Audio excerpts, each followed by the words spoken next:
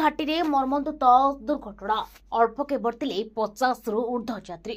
मालकानगिरी जिला कोरकोंडा ब्लॉक नाकामामड़ी पंचायत अधीन बायापड़ा घाटी में आज घटी एक मर्मन्तुद दुर्घटना 25 रु ऊर्ध्व यात्री अल्पके बर्ति।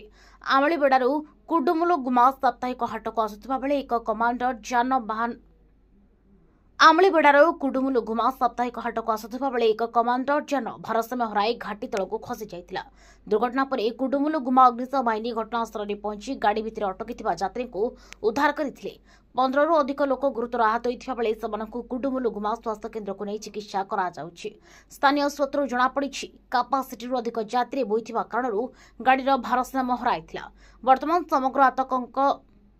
वर्तमान समस्त आहतों स्वास्थ्य स्थिर कहुछि। ए दुर्घटना पुणी थे प्रमाणित है पर्वतमाला अंचल में यातायात समय जानवाहन अतिरिक्त यात्री बसवा केते बड़ विपद को आमंत्रण करें। मालकानगिरी कैमरा पर्सन पिंटू कुमार ईश्वर आदकी रिपोर्ट, आदर्श न्यूज।